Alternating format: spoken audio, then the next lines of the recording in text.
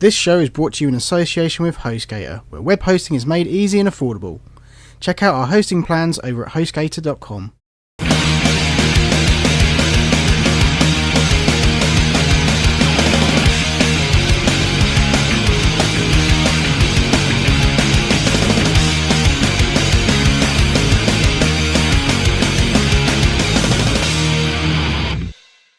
Hello and welcome to Game Night, brand new show here on For All Networks. Tonight we're playing Bioshock Infinite, a game that's been a long time in the making. Been very eagerly anticipating this, and we are at the moment we're recording this. The game has just come out, but by the time this airs, it would have been out a few weeks. So we understand that people probably would have played it by now, but you know, we plan to do this sort of a little bit sooner. Anyway. Wonder where they got her locked up in this place. So we're going to start from a few hours into the game where you're just about to kind of meet up with Elizabeth. Okay. Okay. So basically, if anyone doesn't know, you play Booker DeWitt. He's this. He's basically this guy who owes a lot of money to a lot of people and has an awesome name. Has a really awesome name. Yeah, that's true.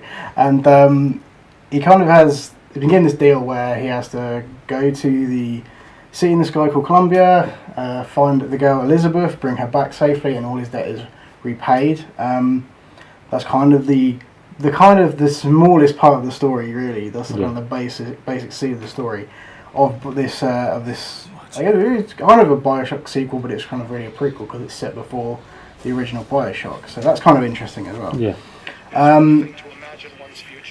So we're about to meet meet Elizabeth for the first time. She has these kind of crazy fucking powers where she can create tears, which we're not completely 100% sure exactly how she's able to do it, or why she's able to do it, those kind of things. But it's pretty handy. It comes in really convenient, as I mean, even Booker's character as you're playing says, well, that's convenient, you know. Yeah.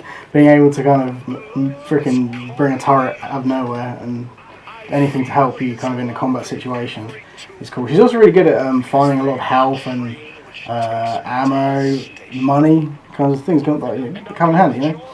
So basically we're in Monument Tower, I do believe it's called. It's this huge kind of golden angel that kind of overlooks the entire city, and you can pretty much, well, not everywhere you go, but more or less everywhere you go you can kind of see this thing in the background.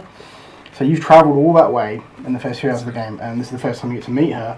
And all hell breaks loose because she's being protected by the songbird, and that's okay.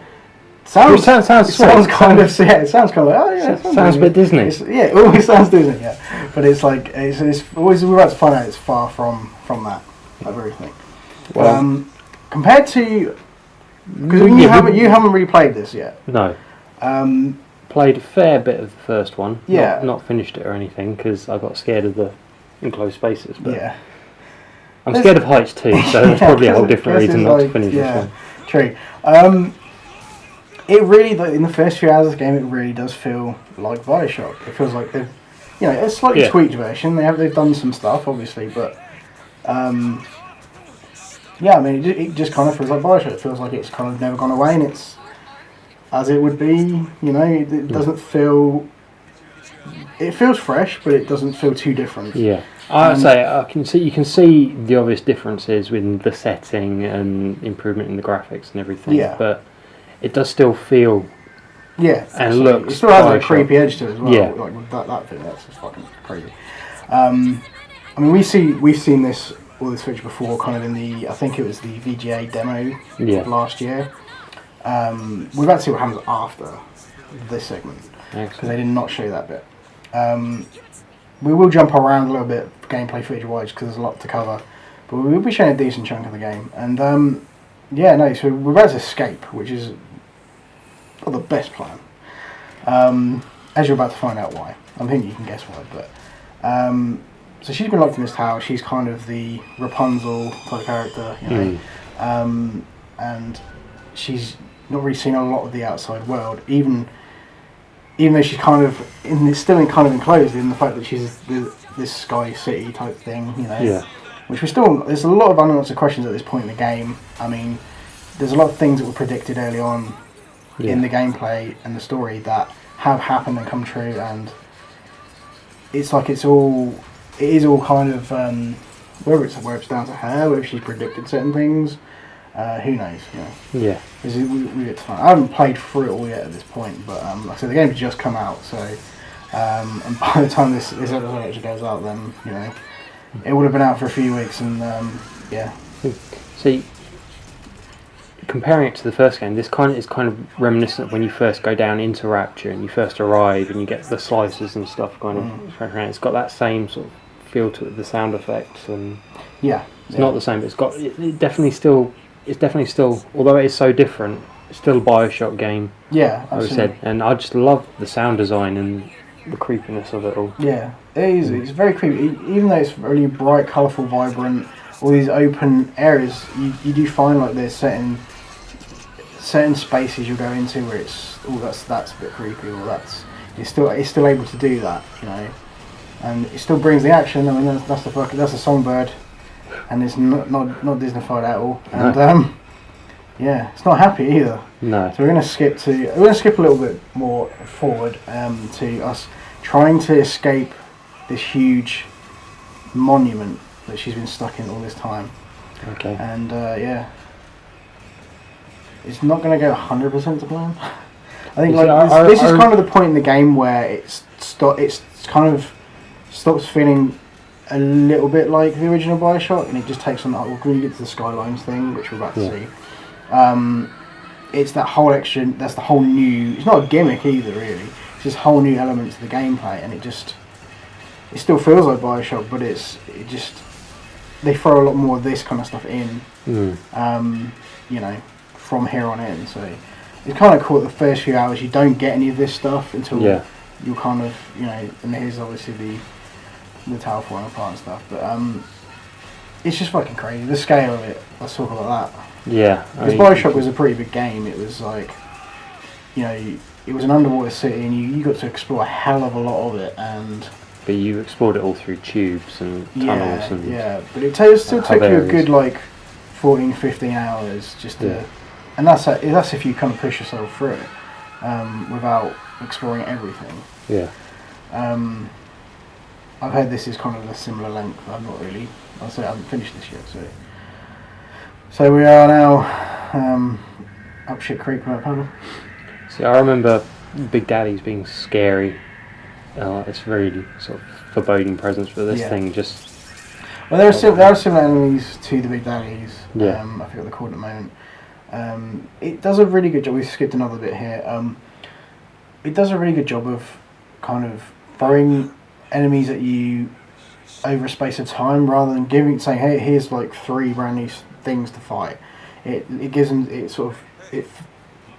they kind of funnel them through as like so. In the first hour, you probably won't see anything mechanical or whatever, and then after this point, you'll get like the Patriot thing that comes out, and probably see that at a certain point in the gameplay.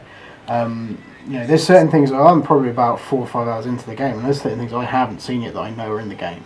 Yeah. So you don't get to fight bigger stuff till you're several more hours into it. So like every few hours there'll be something new, which is kind of cool.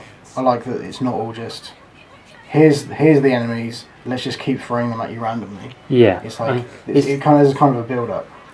It feels like the main difference is when you were playing the original Bioshock and you were in Rapture, you felt very much on your own. You had these disembodied voices telling you what to do, and pretty much everyone you saw was an enemy. Yeah. Just kill anything that moves, whereas this feels populated. You're not alone, you have a companion who's with you, and you can talk to people, and there are people who necessarily aren't out there to get you. Yeah, not entirely, yeah. I mean, there's a lot of people out to get you still, but it's, there are the odd few people here and there that kind of want to stay out of your way or help you, or just don't really notice you at all. So, and this is something that happens. You have a choice in the game at certain points to, you know, do a certain. I don't think the outcome is quite as big as, you know, per choice as what they make out to be, but I think whatever happens in this situation, you'll probably end up with a similar result. They'll find out who they know who you are anyway. You know, so they're not going to let you just fucking waltz on through kind of thing. Yeah. But there's this line that comes up slightly later on that is quite a big line, and I think it was the right choice to make, because he says, one thing I've learned is if you don't draw first, you don't draw at all. Yeah. And it's justifying his actions, of course. And I think the right choices, the choices that the game wants you to make, are obvious. Yeah. So there's a bit of that. So we're showing a bit of the shotgun goodness, and a bit of Murder of Crows goodness. That's the same thing with like weapons and vigors and stuff, which the vigors they replaced like the plasmids from the first game. They're pretty much the same thing. Fulfill the same. They're exactly the same thing, pretty much. This is just fucking cooler. They're kind of filtered through like here and there as you need them, of course. Yeah. Like, it does seem very kind of, but that's cool. I like that. I don't mind that it's all kind of, you're not going to get something that you need fucking way down the line. You're going to get it right before you need it, or right before it's going to be the most useful to you. Yeah. So it all makes sense, really. And I mean, there's a lot. You get quite a lot. So you get like the first 3-4 vigors like pretty early on, the first couple of hours, and then sort of there's still more to come, but they're kind of spaced out. And the same with weapons as well. There's like you don't get an RPG until like 3 or 4 hours in or whatever. So it's pretty good like that. But there's a lot to be said for like open world games and giving you all the freedom. It's really good, but sometimes you do like lose the narrative. Is this kind of like the first game, and it's sort of cinematically paced, and everything comes when you need it at what feels the right but at the time. same, you say open world, it feels like an open world game. Yeah. It kind of there is you feel a restriction, which is really weird when you're playing it. You do feel that you're in this area. If you left, it has to go to a load screen and then chuck you out somewhere else. Not you can just walk through a door and go to the next thing. Yeah. So it's not streaming open world like that. So it's kind of you're still boxed in to a degree at any one time. So it's similar to like Deus Ex games and a little. Yeah. So at this point we're trying to get to an airship, and we need a particular vigor just to be able to call the gondola, which is the shock jockey vigor. And there's a whole bunch of shit to go through just to get that thing, just to do the one thing. We won't. This is essentially basically what we're going to show off right now, is just kind of parts of that struggle to get to this vigor, one vigor. That's kind of the aim of what we're showing off tonight. But I mean, like I said before, it retains everything that was good about Bioshock.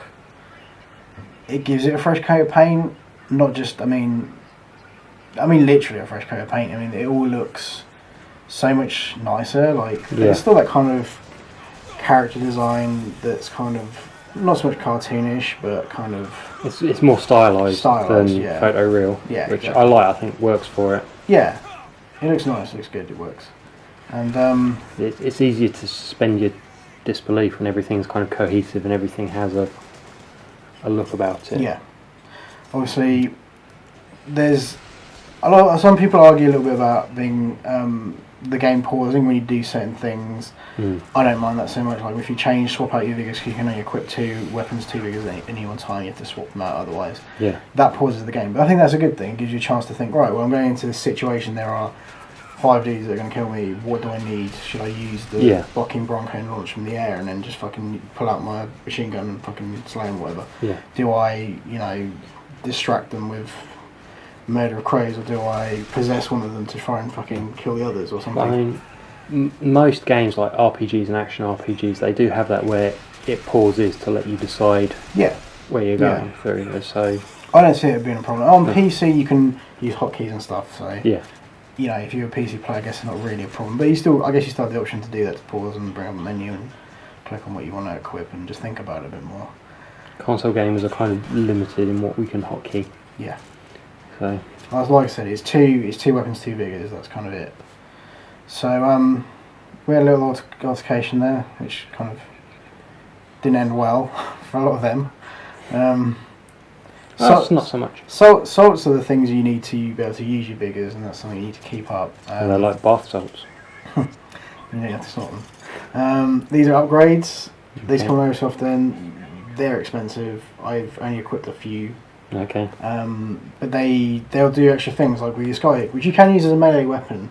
Cool. I had an upgrade that made people set on fire, and I fucking used it.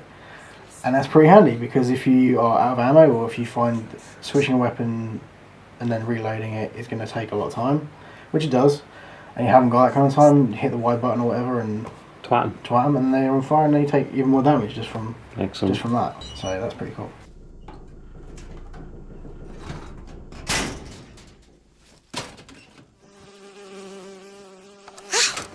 Oh, it's a bee. I hate these things. Jeez, just kill it. No, it'll sting me. Elizabeth. I have a better idea.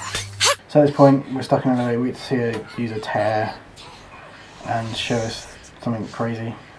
Okay.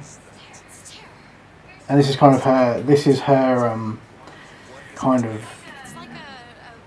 She wants to use these to get out of every situation, kind of thing. And to begin with, we kind of like, yeah, I know this seems a bit surreal and dangerous. I don't know. This is just not going to be good. And then I think in the end, you kind of rely on it a lot more because it's not just things like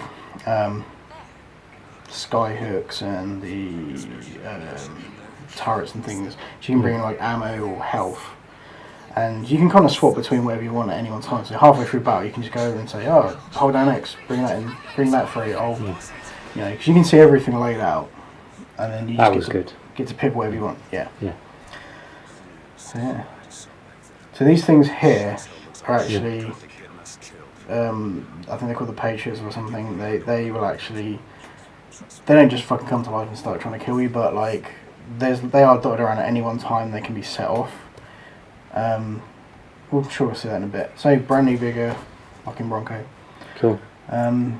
Basically, we've seen pretty much all the gameplay demos. It's your ability just to launch people up in the air, and yeah, it's pretty fucking cool. It's quite handy if you've got like about 5 people just stood next to each other. You can just go fuck it, and just they're pretty much defenseless, and you can just kind of kill them or whatever. It's all good. Excellent. But yeah. So as you're about to see, that brings it the whole thing of like you get the vigor right before you can experiment with it or before you need it. So yeah, this gets a little bit hardcore because there seems like there's only like 4 or 5 of them, but there's like there's a shitload more of them. I find that when playing this, like iron sights seem really slow. Okay. And it's kind of like sometimes I just feel like just firing from the hip can be so much quicker if you know where stuff is and you just want to fucking, it just feels like iron sight's just so slow, and especially as you can't like flip them, can you? Because this is all the left side is all you have figures. to push down the thumbstick to toggle, so it's kind of a bit of it feels like a slower process. It kind of isn't, but I don't know, I just prefer to get up close and shoot from the hip and kind of you'd probably take a bit more damage doing that, but it's one of these things.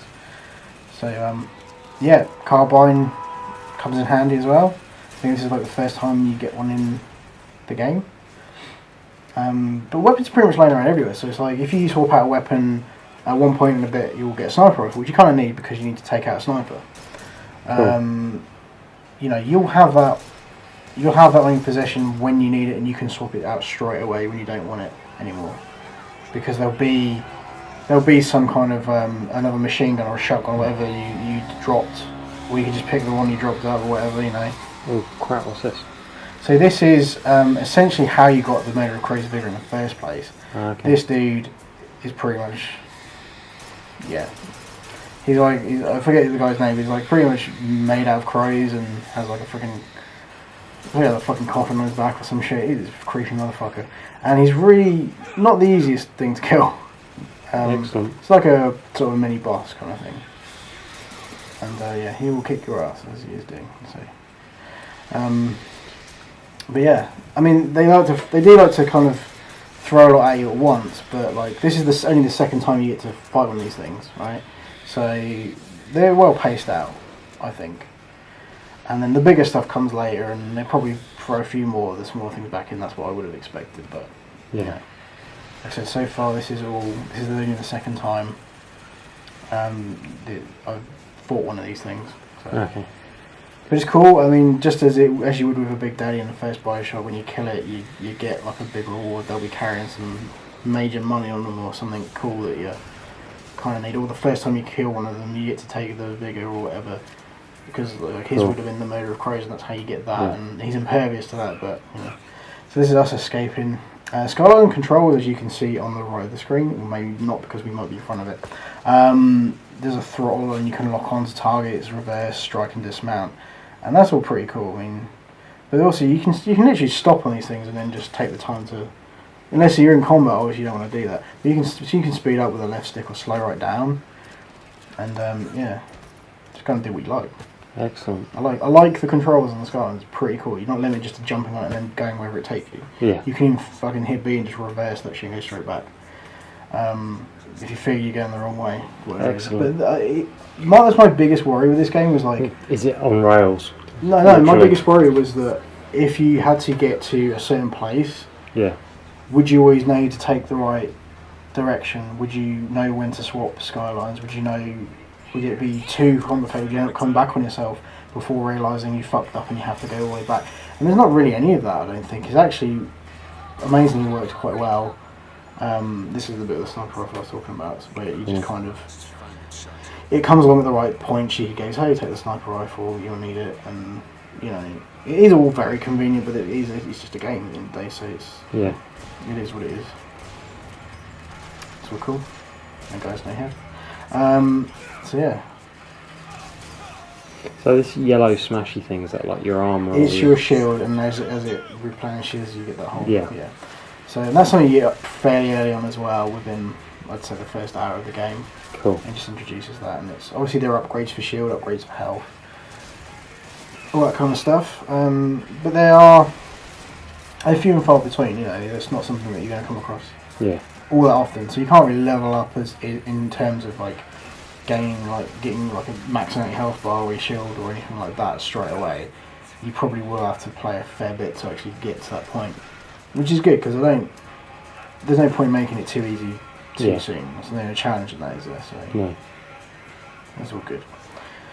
So I think the pacing of the game's fine as far as what it lets you do, how much it gives to you at any one time, how much it throws at you at any one time. I think it works well because there's never, and by doing that it keeps it interesting. You know, you can play an hour and you can guarantee the hour that you're going to play is going to be completely different to the last hour that you played or whatever. Yeah.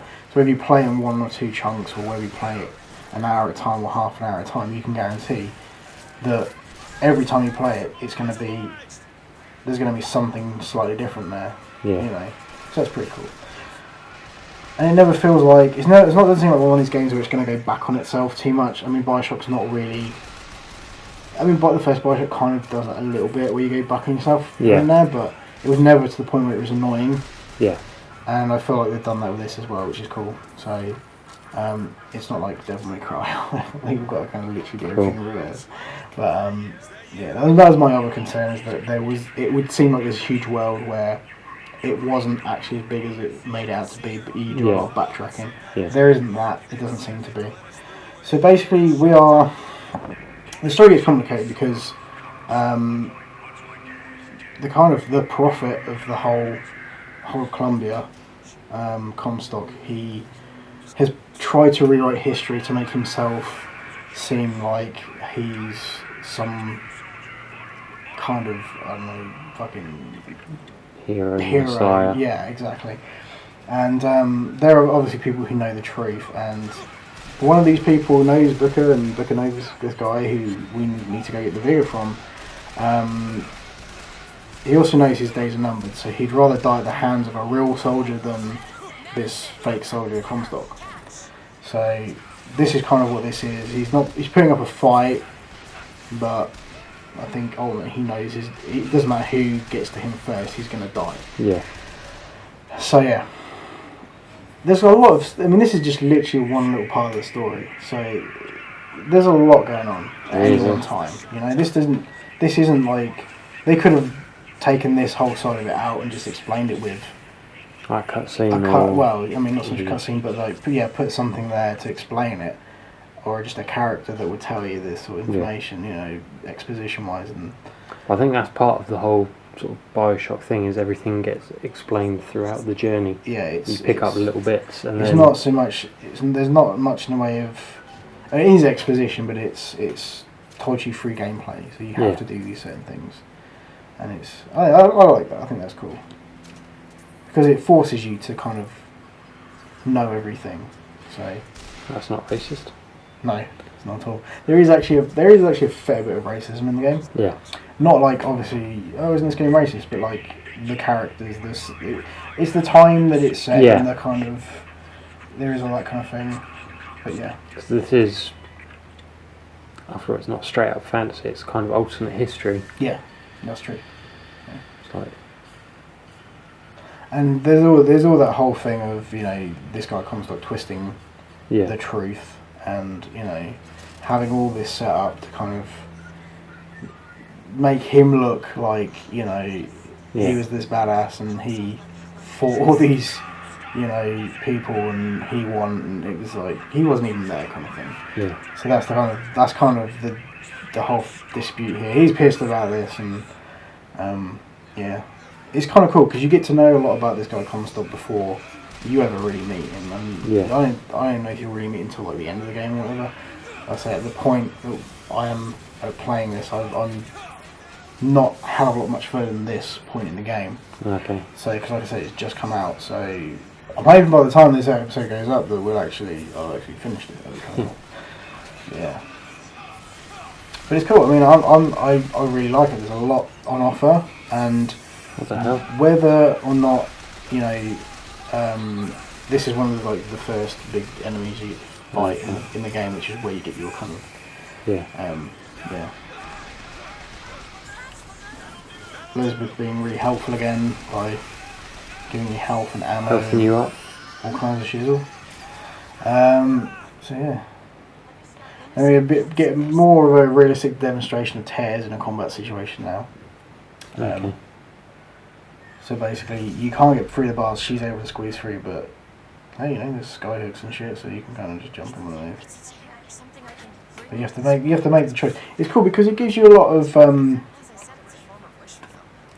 it gives you a hell lot of tactics as far as you can literally get in cover and go, right, okay, do I want to take the high ground or do I want to go there and get some health? Do I want to risk that? Do I want to, can I get like fucking magic a turret out of thin air and they'll kind of be occupied with that and I can sneak around them and be stealthy, or So although the end's the same, it's how you get there. yeah, I mean like literally you can take the high ground or you can have the turret or and you get to change your choice. You can only really bring one thing at a time.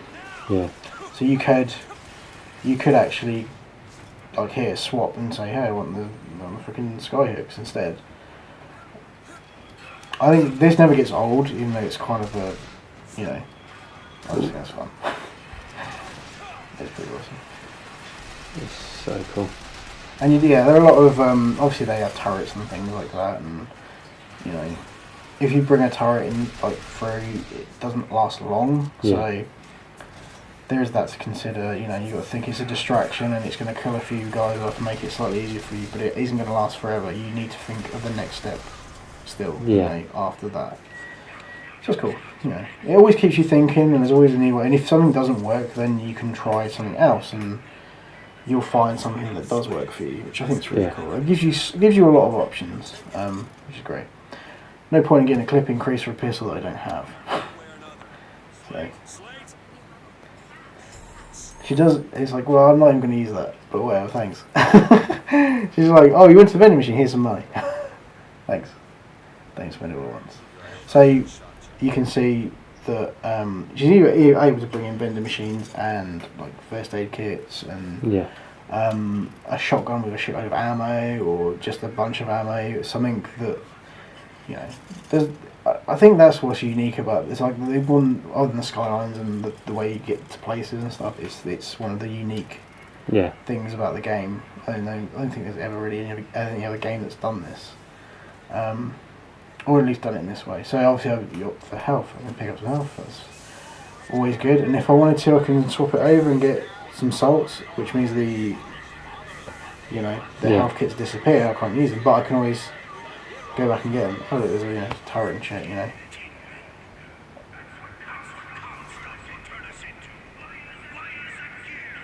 But if I wanted to go back and get some medical kits, I can do that. But it just means the turret's gone. So it's one thing at a time, which is pretty awesome. This is the freaking badass Patriot thing that just it's a fucking minigun, and it's pretty fucking crazy shit, to be fair, and it's quick as well. It's a lot quicker than you think. It's like already on my ass. How is it that quick? And the idea is that you try and get behind it, and that's what we're trying to do, but it doesn't let you. It's fucking quick. So yeah. But it's cool, we'll get a gun. Nice. That's fun. So yeah. But it's cool, I like that you have to go through all this just to do the one thing, that tiny little thing that they could have just let you do and take that whole thing for granted. They've got a whole like hours worth of gameplay, maybe half hour, 45 minutes to an hour's worth of gameplay, just to let you be able to do that one thing. Well, in certain games that could be quite annoying. Yeah. It kind of works in Bioshock. I don't know. I suppose it's all, you do it for a purpose. It's obviously you're doing it just to get this one thing, but it tells the story. Yeah, which you wouldn't have the time or the means to tell you otherwise. Yeah. Which I think is cool. So when you can make every sort of quest and mission relevant, that's a sign of a good game. Yeah.